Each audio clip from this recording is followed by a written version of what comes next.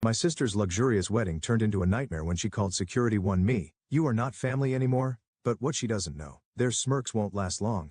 The crystal champagne flute trembles in my hand as I watch my sister glide down the aisle, her wedding dress worth more than my annual salary. My presence here is a mistake.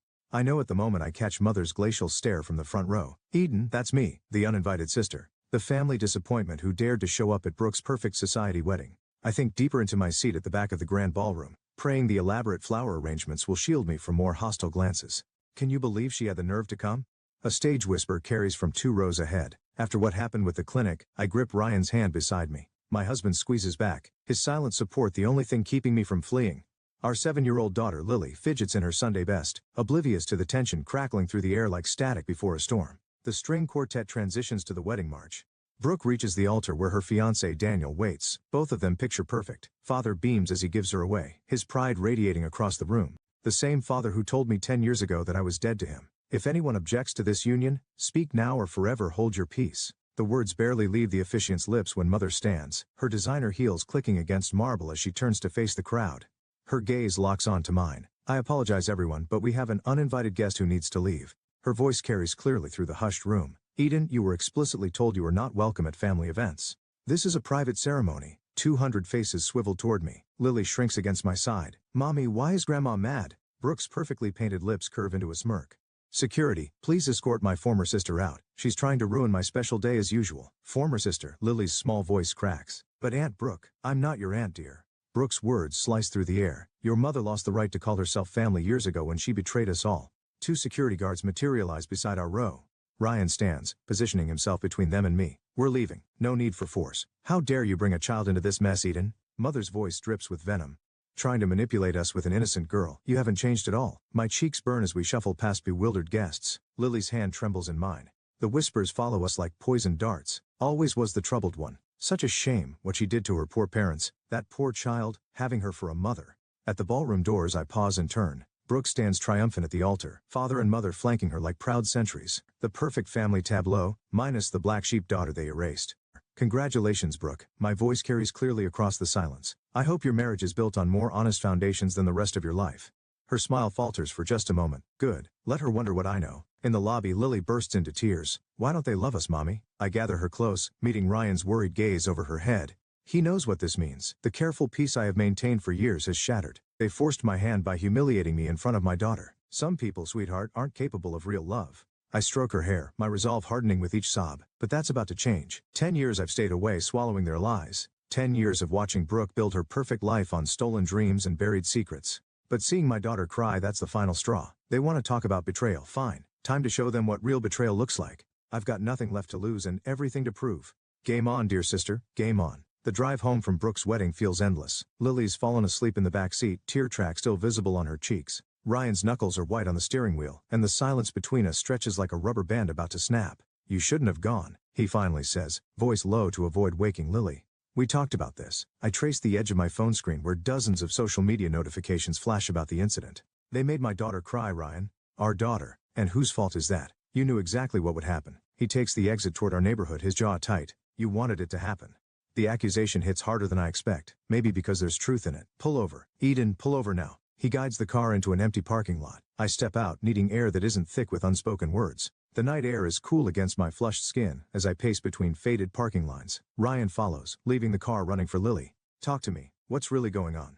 Did you see her face? The way she looked at me? My laugh sounds brittle. Perfect Brooke with her perfect lies. You know what she told everyone about why I was disowned? You never wanted to discuss it before. She told them I stole from the clinic. Embezzled money meant for patient care. The words taste like acid. Meanwhile, she's working there now, right alongside father probably. I stop myself, remembering Ryan doesn't know everything. Not yet. He steps closer, concern etched in his features. Probably what? My phone buzzes. A text from an unknown number. I know what really happened 10 years ago. Meet me tomorrow, 2 p.m., Carson Street Coffee. Eden. Ryan's hand on my shoulder makes me jump. What aren't you telling me?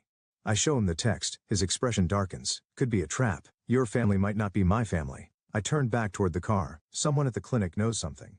Someone who was there when everything fell apart. And you're just going to meet this mysterious person after what happened today. He catches my arm. Think about Lily, about us. I'm thinking about us. I pull away gently. That's why I need to do this. They humiliated our daughter Ryan, made her question everything about who she is, who I am. So this is about revenge? This is about truth. I watch Lily sleeping through the car window, peaceful despite everything. Brooke built her whole life on lies. The clinic, her marriage to Daniel, her reputation, all of it constructed on the ruins of what she took from me. Ryan runs a hand through his hair, a gesture I recognize from a decade of marriage. He's worried, but he's listening. What exactly are you planning? Nothing yet, but if someone's finally willing to talk, I meet his gaze steadily. I need to know if you're with me. Really with me, not just standing on the sidelines while I fight this battle alone. He's quiet for a long moment, studying me. You're different tonight. There's something in your eyes I haven't seen before. Maybe because I finally see things clearly. I step closer, taking his hands. Remember when we first met? You said I was carrying too many ghosts. You were right, but they weren't ghosts, Ryan. They were monsters wearing my family's faces, and I let them haunt me for too long. A car passes, its headlights sweeping across us. In that brief illumination, I see understanding dawn in Ryan's expression. He pulls me into a tight embrace. I'm with you, he whispers against my hair. But we do this smart, we do this right. No more improvised confrontations. Agreed. I breathe in his familiar scent, drawing strength from his solid presence. Tomorrow at the coffee shop, come with me. Watch from a distance. Make sure it's not a setup. Of course he pulls back, cupping my face. But Eden, promise me something. Whatever we learn, whatever happens, we protect Lily first. Always. Always, I agree. Even as part of me whispers that protection sometimes means fighting back. Sometimes means burning everything down to build something better from the ashes. In the car, Lily stirs slightly, murmuring in her sleep. Looking at her, I feel my resolve harden like steel. Brooke and my parents thought they could shame me into disappearing again. Instead, they've given me exactly what I needed, a reason to stop running and start fighting back. Tomorrow, I'll meet my mysterious messenger. Tomorrow, I'll start gathering the matches needed to set this whole facade ablaze. But tonight, I'll hold my daughter and remember why the truth matters more than any comfortable lie. Carson Street Coffee buzzes with afternoon regulars when I spot her. Sarah Chen, our family clinic's former accountant, hunched over a laptop in the corner. Ryan catches my eye from his position at the counter, a silent confirmation that he's watching. I slide into the seat across from Sarah. Her fingers tremble slightly as she closes her laptop. I wasn't sure you'd come. 10 years is a long time to stay quiet.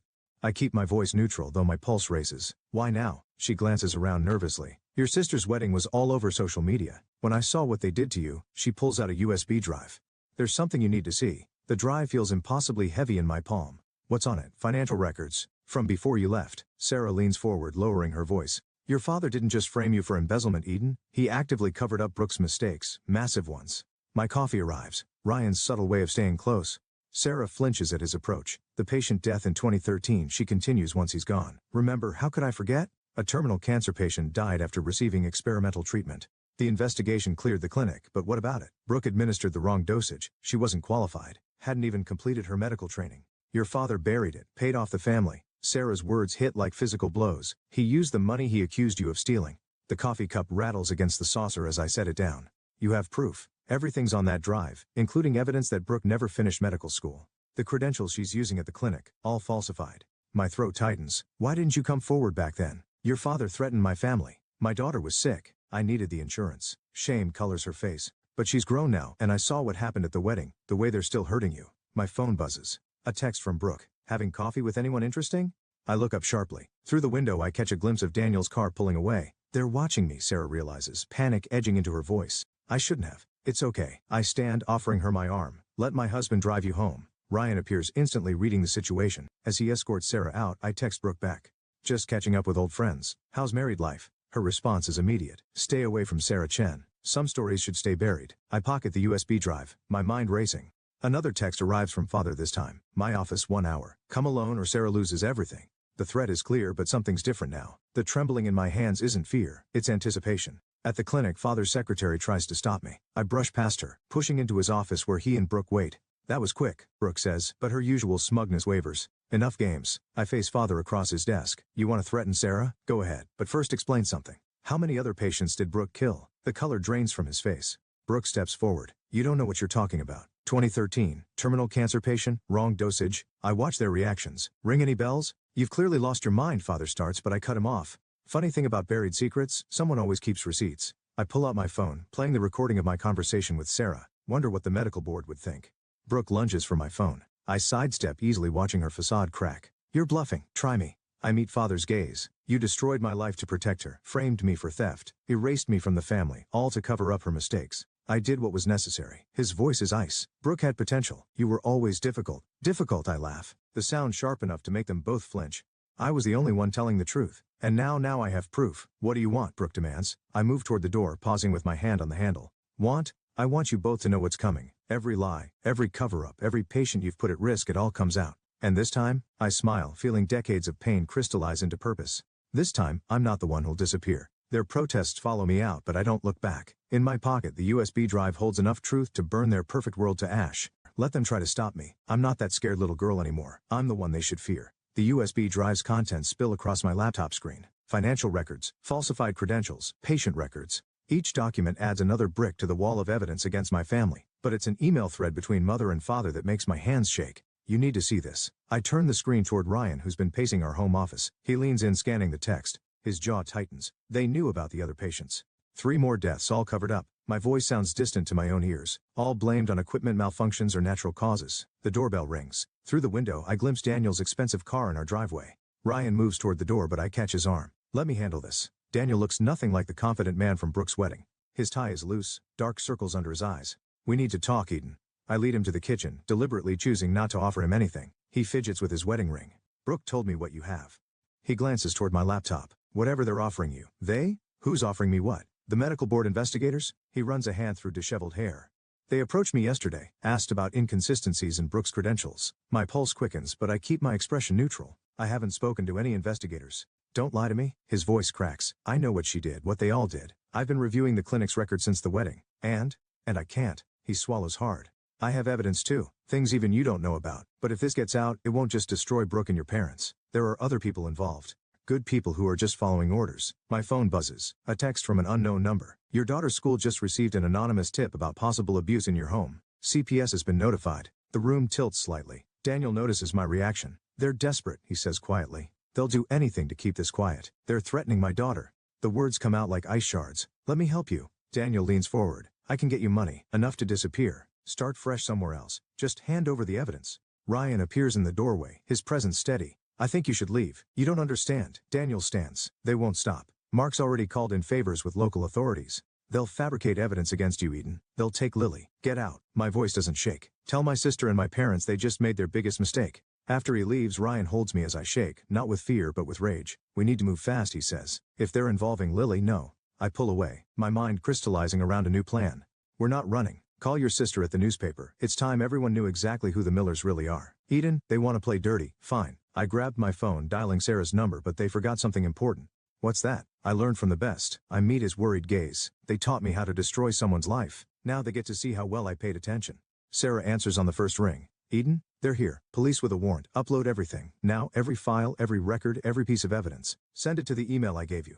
But, trust me. I hang up, turning to Ryan. Call the school, get Lily, then call every reporter your sister knows. In an hour, the Miller family clinic is going to become breaking news. This is it then. Ryan studies my face. No turning back. I think of Lily, innocent and precious, now a target in their desperate game. Of Sarah, probably being arrested right now. Of every patient who died because of Brooke's lies and my parents' cover-ups. They chose this path. I start typing, preparing the email that will detonate my family's carefully constructed world. I'm just making sure they walk it all the way to the end. As I hit send, watching hundreds of damning documents wing their way to dozens of news outlets, I feel something shift inside me. The scared daughter seeking approval dies. In her place rises someone stronger, someone forged in betrayal and tempered by righteous fury. Let them come for me.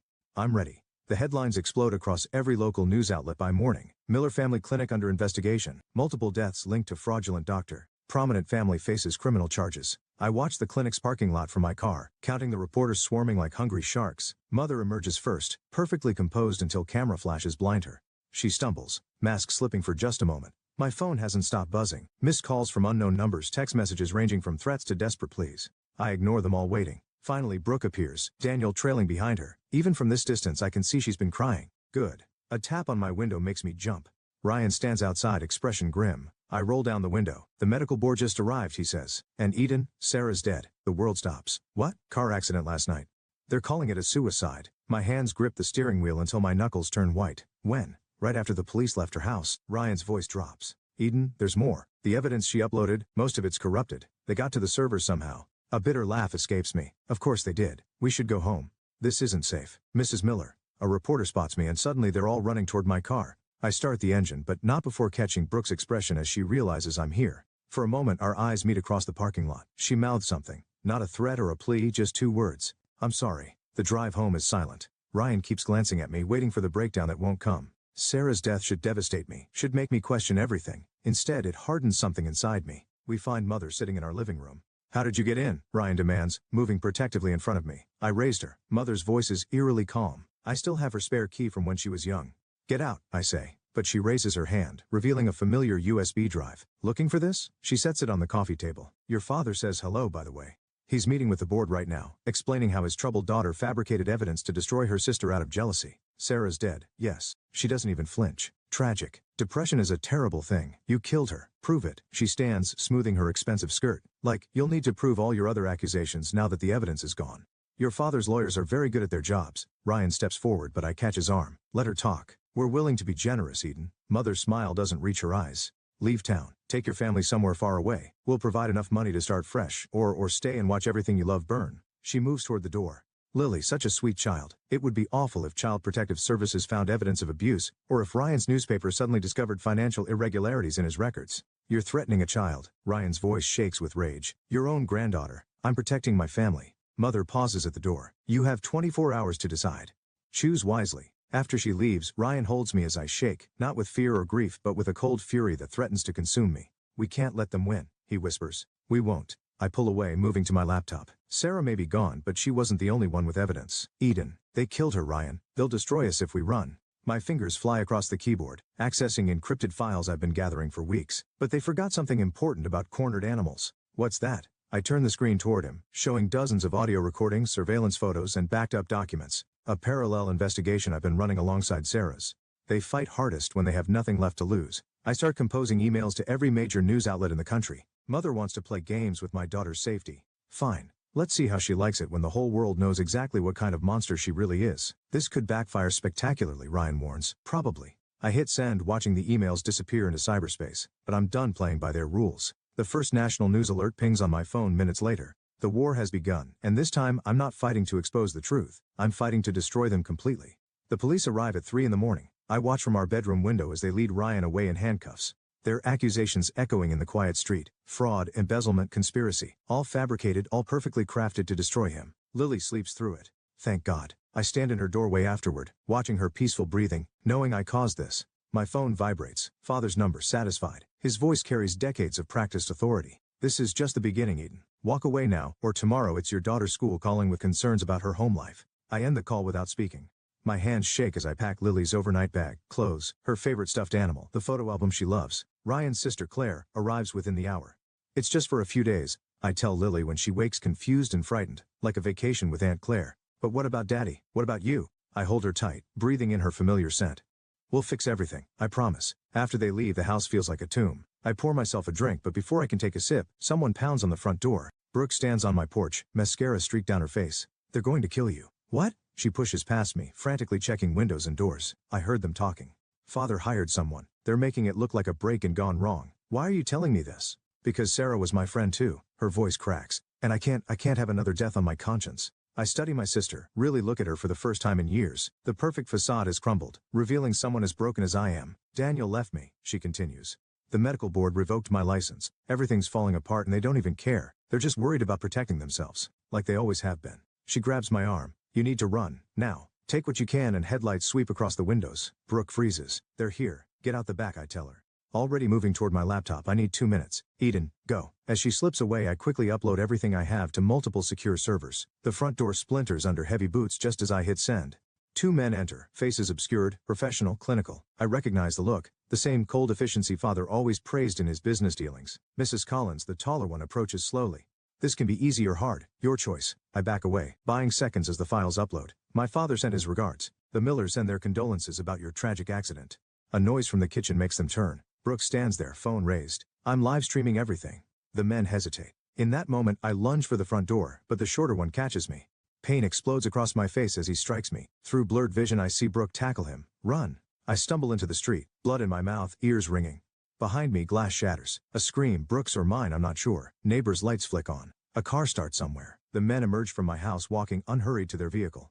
Professional to the end. I find Brooke unconscious in my kitchen, her phone crushed nearby. But she's breathing, and as sirens wail in the distance, she stirs. Did you get it? She mumbles. The evidence? Yes. I help her sit up, noting the bruises already forming. Why did you come back? Because I remember. She touches her split lip gingerly. Before they turned us against each other, I remember when you were my big sister, and I miss that person. The sirens grow closer. Soon there will be questions, statements, more lies from our parents. Ryan's still in jail. Lily's away. Everything I've built lies in ruins around me. But Brooke's words echo in my head. Big sister. Something shifts inside me. Not forgiveness, not yet, but understanding. We were both victims of our parents' manipulation, turned against each other for their benefit. We have to end this, I say, as red and blue lights paint my kitchen walls. Not just expose them, destroy them completely. Brooke meets my gaze, and for the first time in decades I see my sister instead of my enemy. Together, I take her hand, feeling the weight of all our shared scars and separate wounds. Together, the police arrive to find us like that, bloodied but unbowed, finally united against the real monsters in our story. Let our parents think they've won. Their perfect family fantasy is about to become their worst nightmare. The Miller Family Clinic's annual charity gala becomes our battlefield. Brooke and I move through the crowd separately, watching our parents work the room like nothing's wrong. Like they didn't try to have me killed last week. Mrs. Collins, a board member, catches my arm. Surprised to see you here given the circumstances. I smile, channeling Mother's perfect social mask. I wouldn't miss it. Across the room, Father takes the podium. Welcome everyone. Tonight we celebrate 30 years of serving our community. Brooke signals from near the AV booth. Everything's ready. I check my phone. Ryan's lawyer confirms the charges are dropped. The real evidence of financial manipulation traced back to Father's accounts. And now, Father continues, I'd like to share a video highlighting our clinic's achievements. The lights dim, but instead of the planned presentation, security footage fills the screen. Father in his office counting cash, Mother threatening Sarah, patient records being altered, each clip dated, documented, damning. Gasps ripple through the crowd. Father fumbles with the microphone, but his voice is drowned out by the audio of him ordering the hit on me. Turn it off, Mother shrieks, but Brooke holds the door to the AV booth closed. Why? I step forward, my voice carrying across the stunned silence. Isn't this what we're celebrating? 30 years of fraud, corruption, and murder. Security, Father bellows. But the officers I hired stand firm. They work for me tonight. I move closer to the podium, just like the private investigators who've been watching you, the forensic accountants tracking your bribes, the lawyers building cases for every family you've destroyed. Mother lunges for me, her carefully maintained composure shattering. You ungrateful, careful mother. Brooke emerges from the crowd. The press is recording. Indeed, cameras flash as reporters invited anonymously capture every moment. You planned this together? Father's face contorts with rage. My own daughters. Your daughters? I laugh, the sound sharp as broken glass. You tried to kill me last week. You framed my husband. You threatened my child. Everything I did was to protect this family. He grabs my arm, fingers digging in painfully. Let her go. Brooke's voice carries steel. Or I tell them about Jason. Father freezes. What? The patient from 2011. Brooke meets his gaze steadily. The one whose death you blamed on equipment failure. Except it wasn't the equipment, was it? It was you trying to cover up a mistake that would have cost you everything. You knew, Mother whispers. I found the real records. Brooke's hands shake slightly. The ones you kept to blackmail the manufacturer. That's when I realized, you never protected me because you loved me. You did it because you needed someone under your control. Police officers enter the ballroom, real ones this time. Father sees them and shoves me aside, making a break for the exit. He doesn't make it 3 steps before Daniel, my unexpected ally, trips him. Father sprawls across the marble floor as handcuffs click into place. Mark Miller, the detective, reads his rights while Mother screams and fights her own arrest. You're charged with conspiracy to commit murder, fraud. The list continues, but I'm not listening. I'm watching my parents' perfect world crumble. Their masks finally shattered beyond repair. Brooke touches my arm. You okay? No. I watch Mother being led away, still shrieking about ungrateful children, but I will be. Eden, Father calls out as they reach the door. You'll regret this. Everything we built was built on lies. I meet his eyes one last time. Goodbye, Father. Later, as reporters swarm and police gather evidence, Brooke and I sit in the empty ballroom. What happens now, she asks. Ryan comes home. The clinic gets new management. Our parents face justice. I study my sister's profile, seeing both the girl she was and the woman she's becoming. And we learn who we are without their shadows over us. Together, I take her hand, feeling decades of manipulation and rivalry dissolve. But first, I need to go home to my daughter. We walk out of the clinic for the last time, leaving behind the wreckage of our parents' empire. Their perfect family fantasy lies in ruins, but something real and honest might grow from the ashes. Sometimes revenge isn't about destroying everything. Sometimes it's about clearing the ground so truth can finally take root. The courtroom empties slowly after the verdict. 25 years for Father, 18 for Mother. Justice served in cold, precise numbers. I remain seated watching them being led away, neither looking back at the daughters they destroyed and rebuilt. Brooke touches my shoulder. Ready? Almost? I gather my things, fingers brushing the locket Mother always wore. Now, evidence of her crimes, the hidden compartment containing proof of bribes and threats. Outside report his way with hungry cameras. Ryan shields Lily from their questions while Daniel handles the press statement. My daughter's small hand finds mine, anchoring me to what matters most. Aunt Brooke says we're moving to the clinic house, Lily says as we walk to the car. The big one with the garden, yes. I exchange glances with my sister. The irony doesn't escape us. The family estate, purchased with tainted money, now transformed into a recovery center for victims of medical malpractice. But first there's somewhere we need to go. We drive to Sarah's grave where fresh flowers already rest against the headstone. A note from her daughter reads, "Justice for Mom." I keep thinking, Brooke says quietly, about all the moments we could have chosen differently. All the times we could have helped each other instead of becoming their weapons. I finish. She nods. Lily places her own flower, a dandelion picked from a crack in the sidewalk. Simple, pure, everything our childhood wasn't. Back home, I find Ryan in our study, reviewing patient files from the clinic. The board approved the restructuring, he says. We can start accepting new cases next month. And the trust fund? Set up for the victims' families. He pulls me close. You did it, Eden. You broke the cycle. But victory tastes different than I imagined. In my desk drawer, unopened, sits a letter from Mother delivered by her lawyer after sentencing. Beside it, Father's signet ring returned by the evidence clerk. What troubles you? Ryan asks, noticing my hesitation. I thought revenge would feel like winning. I sink into a chair. Instead, it feels like carrying their ghosts. A noise from the hallway draws our attention. Brooke stands there, Daniel behind her, both looking uncertain. The contractor found something in Father's office wall, Daniel says. Hidden compartment. You should see this. The manila envelope he hands me contains photographs, dozens of them. Me and Brooke as children, caught in rare moments of sisterly affection, playing in the garden, sharing secrets, laughing. He kept them, Brooke whispers. All this time he kept proof that we were once real, I finish, before they made us into their perfect lives. The last photo shows us at my 10th birthday, before everything changed, before competition and manipulation poisoned our bond. Two sisters, arms linked, facing the world together. Eden, Lily calls from downstairs. Aunt Brooke, the ice cream's melting. We share a look, my sister and I, understanding passing between us without words. We can't reclaim those innocent girls in the photographs, but maybe we can honor them by protecting the next generation from similar scars. Coming, sweetheart, I call back, tucking the photos away. Not hidden this time, but preserved. A reminder of what was lost and what might still be saved. In the kitchen, Lily orchestrates an elaborate ice cream sundae assembly line, directing Daniel with the serious authority of a 7-year-old dessert expert. Ryan documents the chaos on his phone, while Brooke accidentally on purpose gets chocolate sauce on her designer blouse. This is my victory, I realize. Not the courtroom triumph or the public vindication, but this, a family built on choice rather than obligation. Love freely given instead of weaponized.